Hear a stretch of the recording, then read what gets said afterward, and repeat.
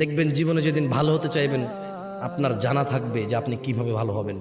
যেদিন আপনার মনে হবে আল্লাহর ক্ষমার দরকার, সেদিন আপনি জেনে যাবেন কিভাবে ক্ষমা পায়। যদি আজকে এই মাহফিল মনোযোগ দিয়ে শোনেন, আরে হ্যাঁ, আমি চলে যাওয়ার পরে এই মাহফিল চলে যাবে না তো, কারণ আমি কোনো কিস্সা কাহিনী বলতেছি না, এখানে কোনো গল্প উদাহরণ দিচ্ছি না, সূরা নূহ পড়ে শোনাচ্ছি। কি পড়ে শোনাচ্ছি? আর আপনার ঘরেও এই কোরআন আছে, এই সূরা আপনার ঘরেও আছে, যখন মর্জি পড়ে নিজেকে সংশোধন করে নিয়েন। খুব সুন্দর আলোচনায় আসছেন। আর আমি দীর্ঘ অনেকদিন পর সূরা নূহ নিয়ে আলোচনা করছি, দীর্ঘ অনেকদিন পর। আমার খুব ফেভারিট সূরা এটা, কারণ আমার কাছে মনে হয় এখানে সবকিছু আছে।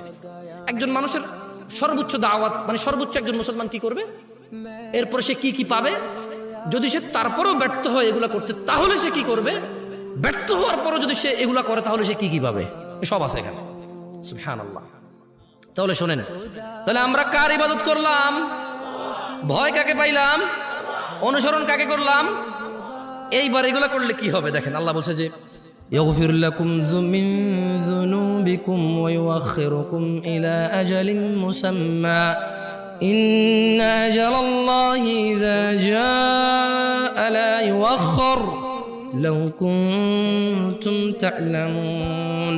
ও আমার জাতি, ইবাদত করো আল্লাহর, ভয় করো আল্লাহকে এবং রাসূলের অনুসরণ করো। যদি তোমরা এই তিনটা কাজ করো, আল্লাহ তোমাদেরকে ক্ষমা করবেন। সুবহানাল্লাহ। তোমাদের যত অপরাধ আছে কে ক্ষমা করবে?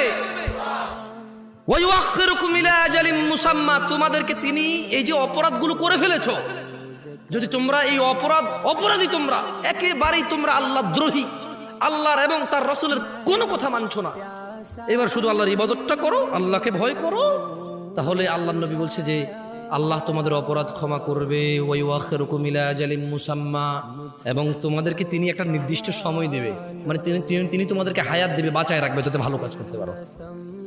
সুবহানাল্লাহ। মানে গুনাহগার হয়ে তুমি মরবা না।